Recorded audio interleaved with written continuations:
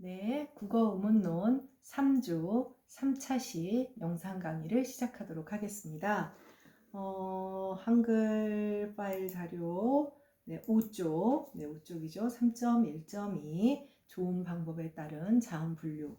그러니까 이제 그 좋은 위치는 우리가 이제 지난 차시에 배웠고, 좋은 방법은 이제 폐로부터 나오는 기류를 2차의 그 발성 과정을 거치면서 구체적으로 좋은 과정에서 구강이나 비강에서 어떤 방식으로 처리를 하느냐, 그 부분이 좋은 방식에 따라서 자음을 분류하는 기준이 되겠죠. 그래서 5쪽의 그 하단 부분을 보면 좋은 방법 혹은 좋은 방식이란 기류를 어디에서 막느냐, 그 위치가 아닌 얼마나 혹은 어떻게, 얼마나 많은 양을 혹은 어떠한 방식으로, 그러니까 기류를 장애를 일으키느냐. 그래서 사실 자음은 장애음이라고 부르거든요. 모음은 기류를 이렇게 장애를 이렇게 막지를 않아요. 막지를 않기 때문에 사실 그래서 기류를 어느 정도 어디에서 막느냐 하는 그런 문제에서 장애음이라고 부르기도 하는 겁니다. 그래서 5쪽 하단에 파열음, 그리고 그 다음 6쪽으로 가보면 마찰음, 파찰음, 그 다음에 비음, 유음, 그 다음에 마지막 활음에 이르기까지 요렇게 6가지가 좋은 방법에 따른 자음의 분류라고 할 수가 있습니다. 네, 먼저 파열음, 플라시브, 파열음에 대해서 한번 알아보도록 하죠.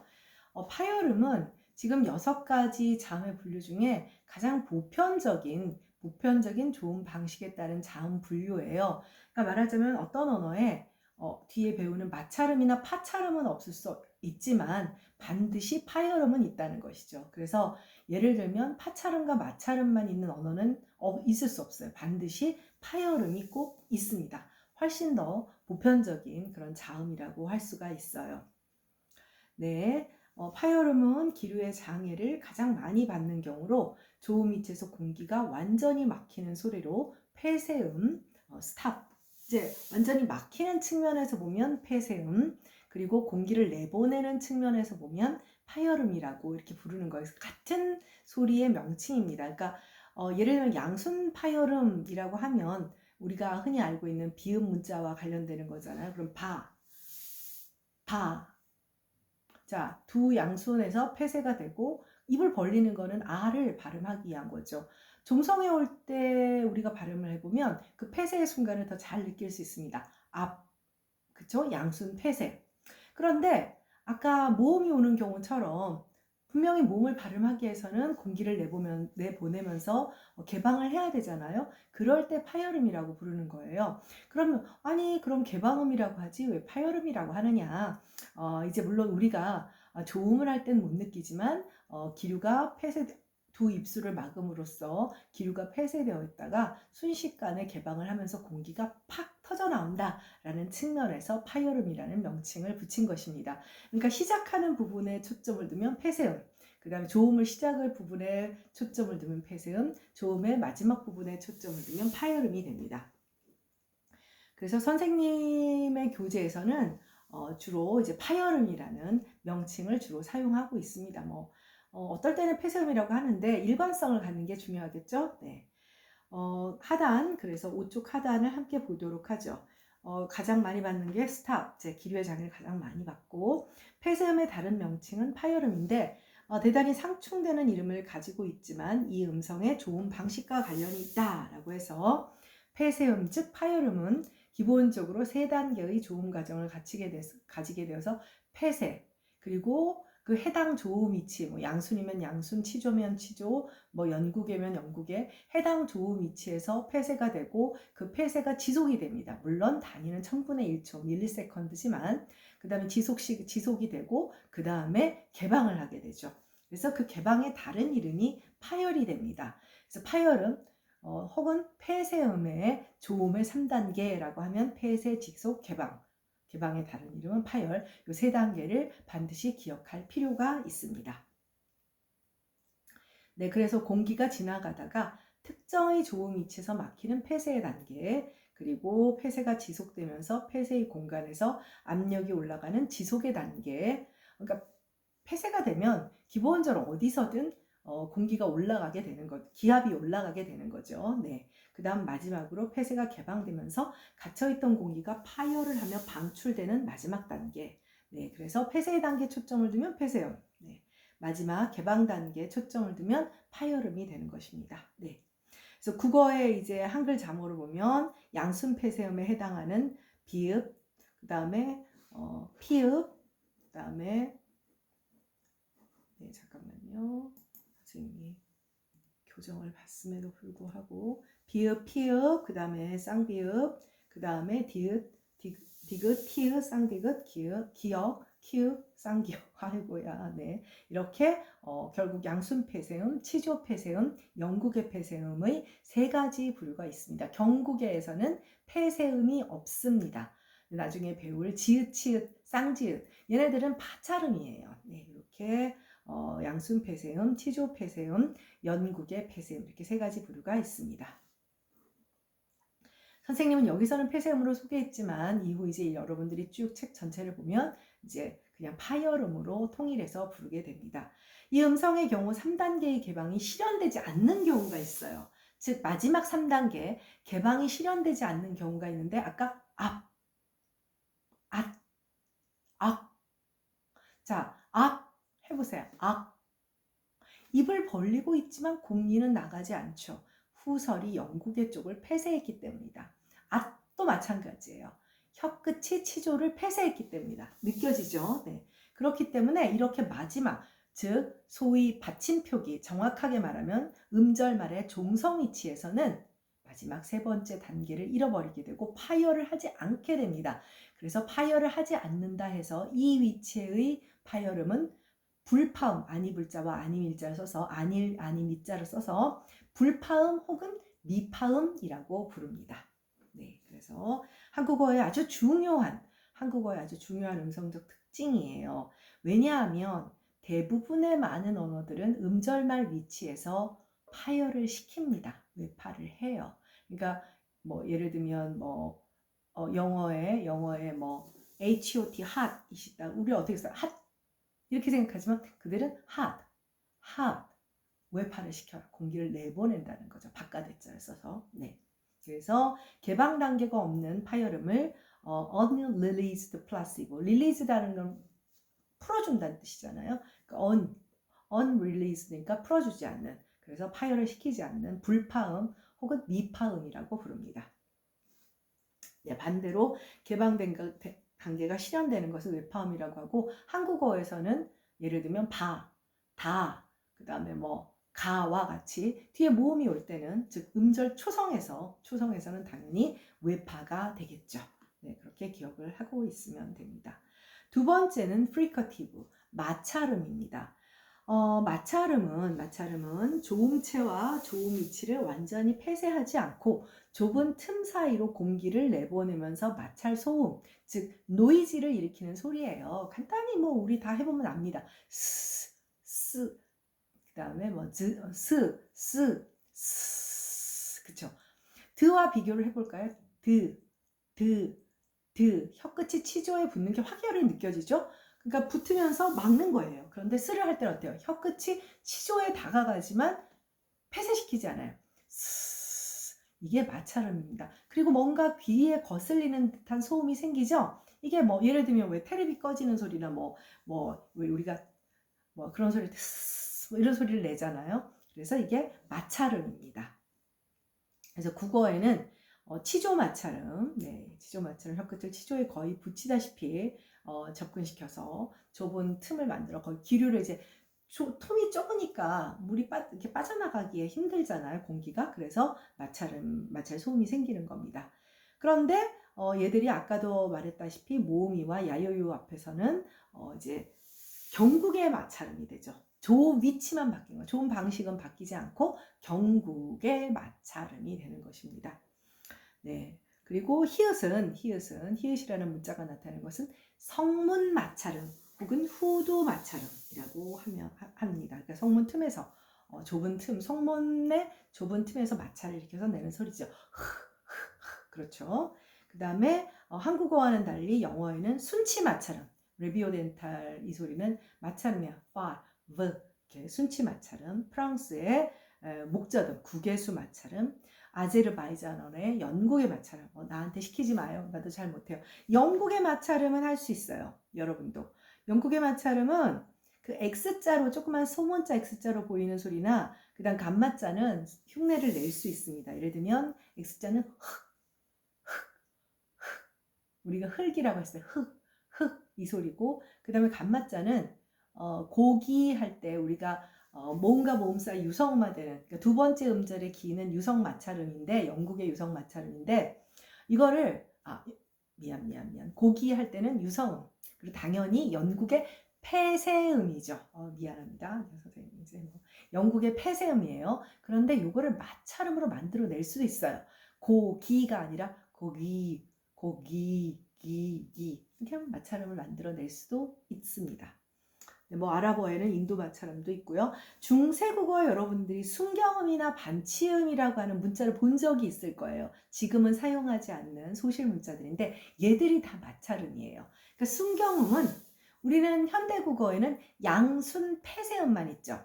그래서 바보 그러면 첫 음절의 비읍은 무성의 양순 폐쇄음 그 다음에 두 번째 음절의 보의 양순 폐쇄음은 유성음이에요.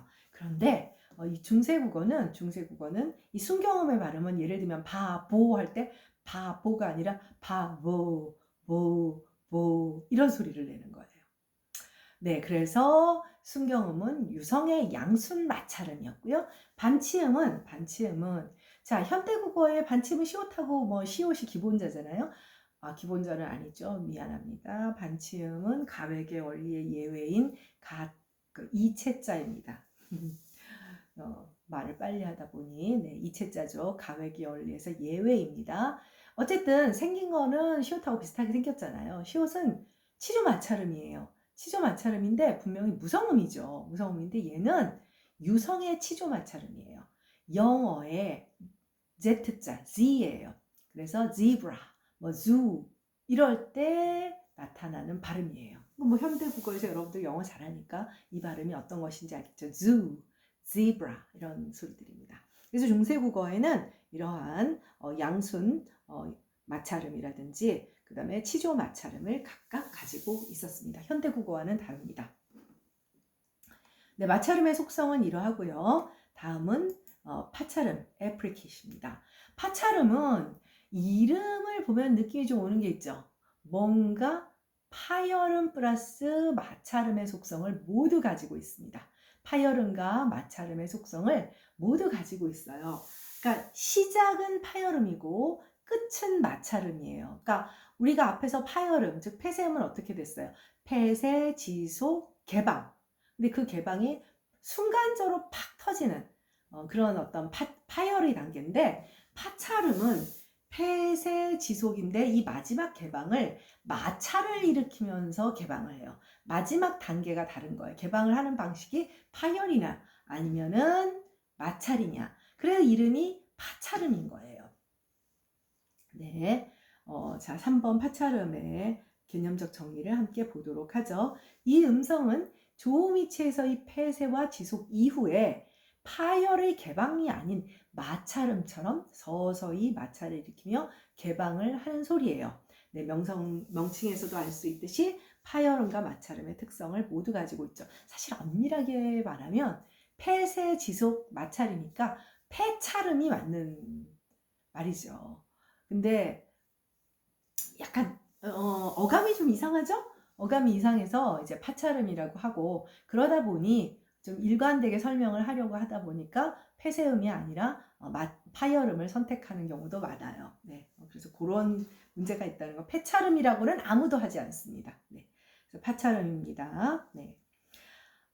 이 음성은 파열음과 마찰음의 특성을 잘 가지고 있고 그 밑에 영어의 church나 judge를 보면 알 수 있어요. 보면은 church나 judge의 음성 기호 여러분들도 다 잘 아는 기호인데 앞에 t와 d는 파열음이죠. 파열음이에요. 그런데 뒤에 오는 그 기호들 지렁이 표시처럼 쭉 꼬리가 늘어진 기호들이 마찰음 기호예요.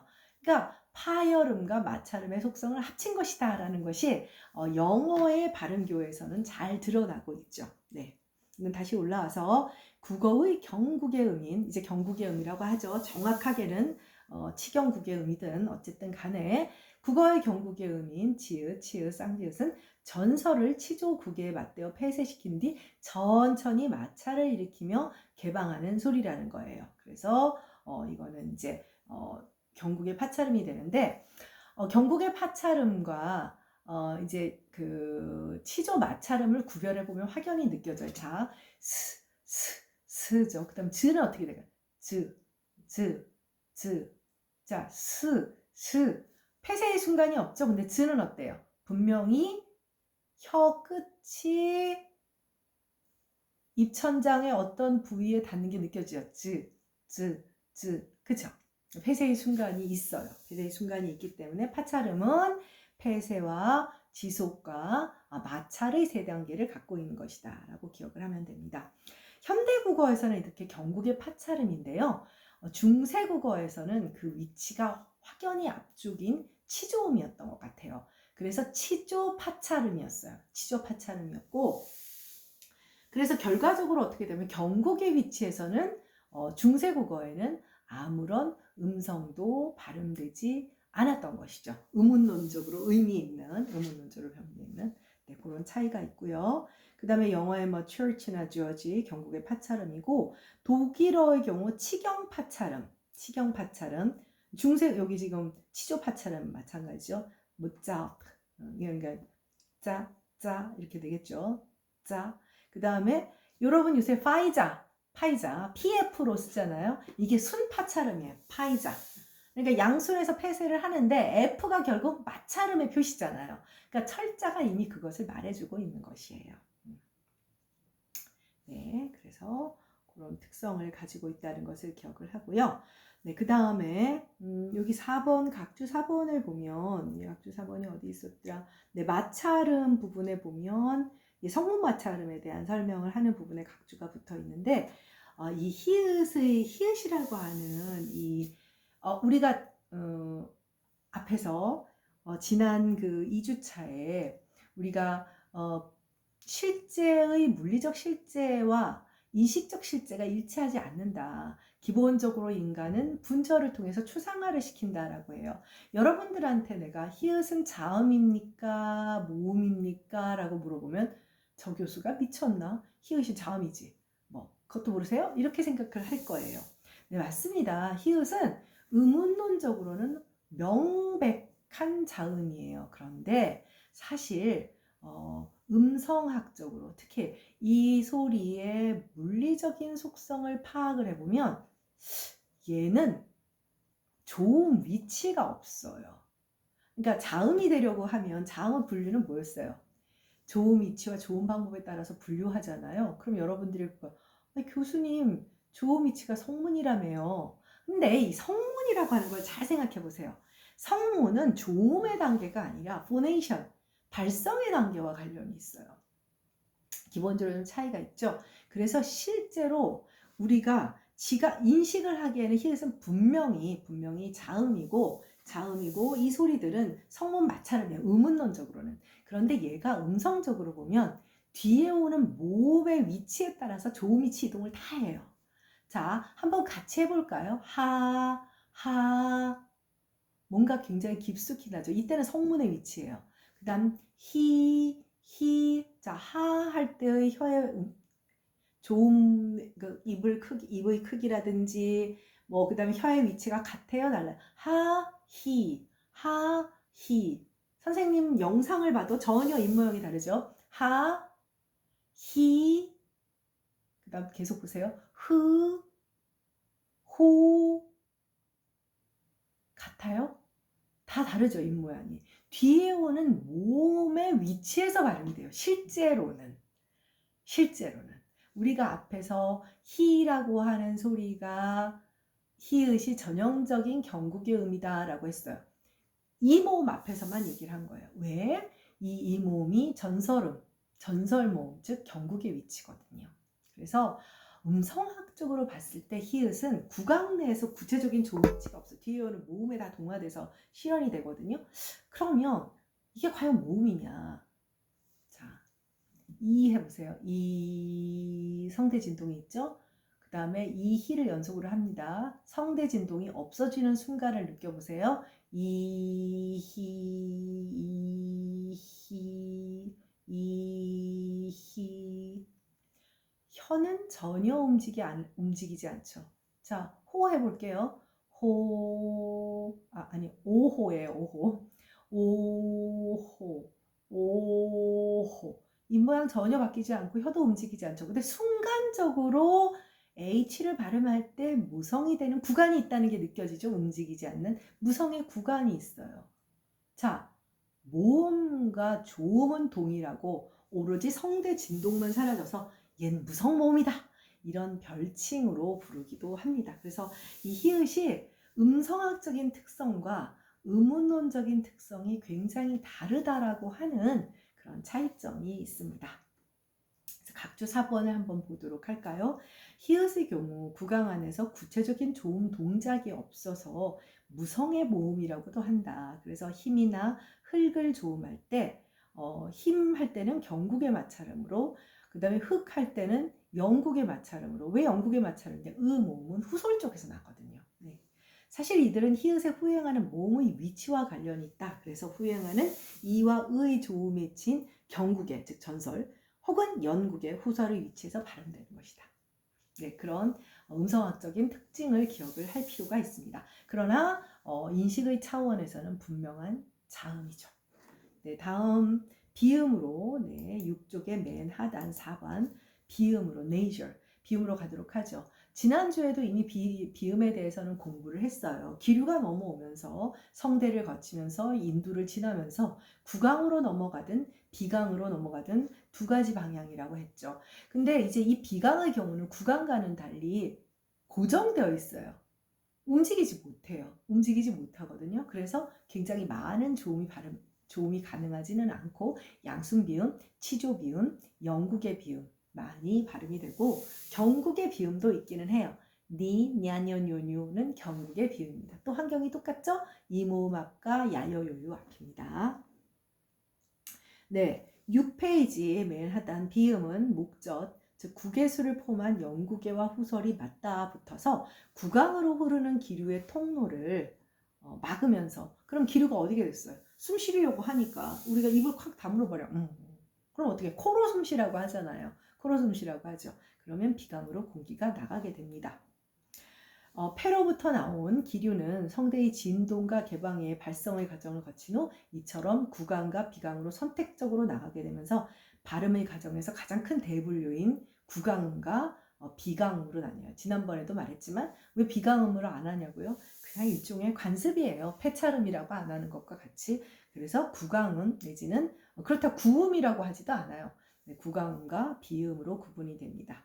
네, 그래서 비음을 조음할 때는, 자, 양순 비음을 조음할 때는 양순 폐쇄음을 발음할 때, 양순 폐쇄음 비음을 발음할 때랑 똑같은 조음 동작을 하고 단지 기류만 비강으로 내보낼 뿐입니다. 그래서 비음을 조음할 때는 구강의 상태는 동일 조음 이체의 파열음을 발음할 때와 동일해서 미음을 조음할 때 구강과 입술의 상태는 비음을 조음할 때와 동일하고, 그럼 니은은 뭐랑 동일하겠어요? 치조 폐쇄음과 치조 폐쇄음 디귿의 그 조음 위치와 조음 방법과 동일하고, 그 다음에 영국의 비음을 발음할 때는 영국의 폐쇄음과 동일한 것이죠. 네. 이들 음성은 기류를 방출하는 공명강의 차이만 있어서 비음도 비강 폐쇄음 혹은 비강 파열음이라고도 부르기는 해요. 근데 사실 얘는 파열을 하는 것은 아니라서 이렇게 굳이 명칭을 붙이지는 않고 그냥 비음이라고 하면 됩니다. 네, 국어의 비음은 이제 양순 비음, 치조 비음, 영국의 비음이었고 앞에서 말한 바와 같이 니, 냐녀뇨는 역시 경국의 비음으로 바뀌게 됩니다. 그러니까 경국의로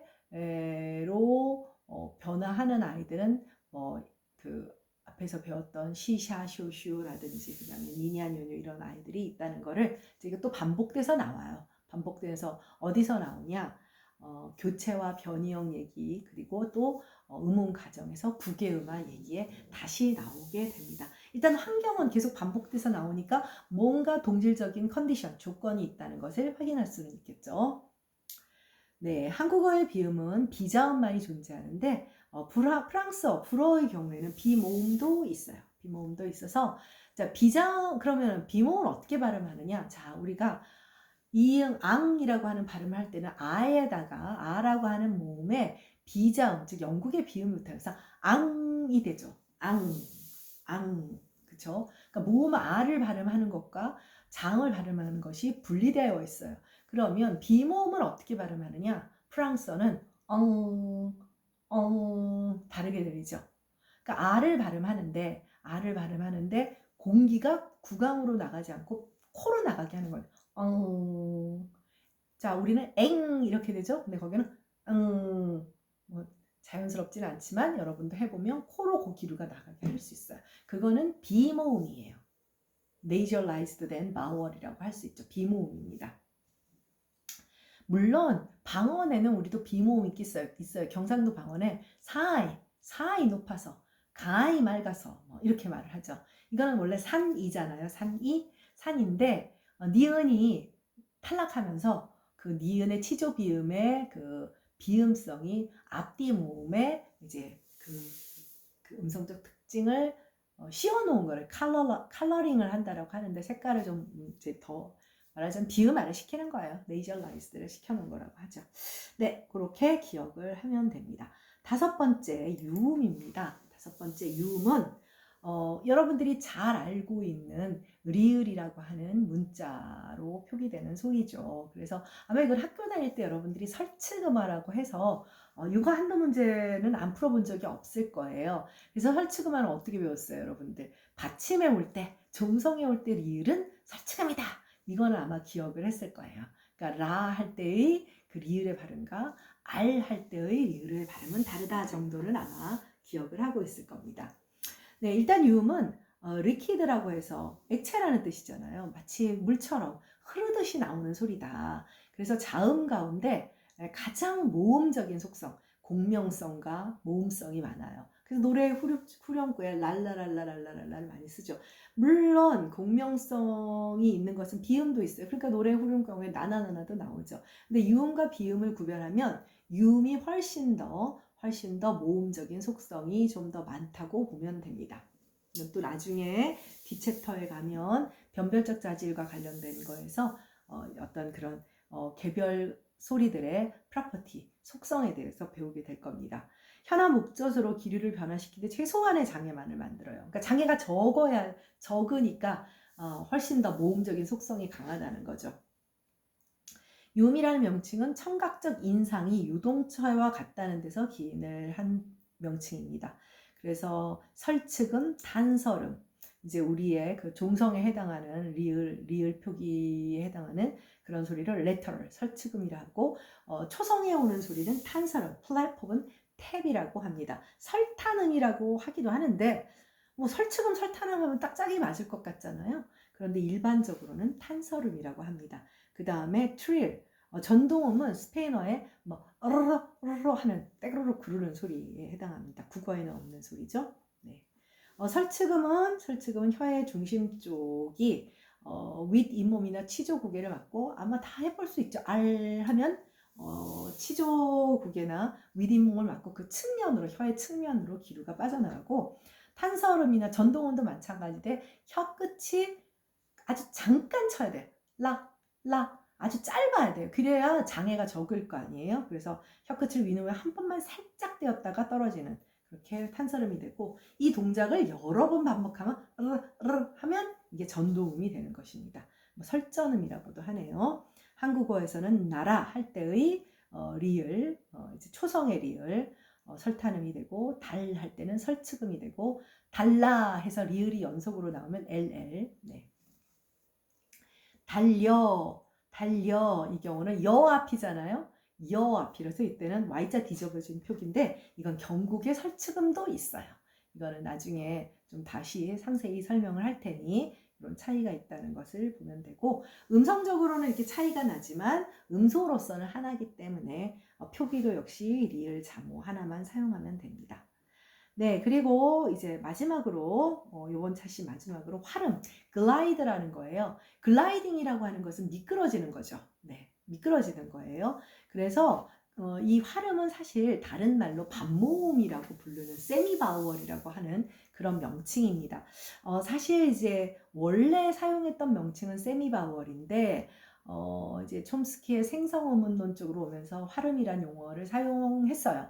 근데 최근에 국어 의문론에서는 또 다시 좀 반모음을 많이 쓰고, 선생님도 과거에는 활음이라는 명칭을 많이 썼다가 최근에 그리고 이번 교재에서도 반모음이라는 명칭을 사용하고 있습니다. 사실은 조금씩 그 용어의 선택에는 이론적인 배경은 있어요.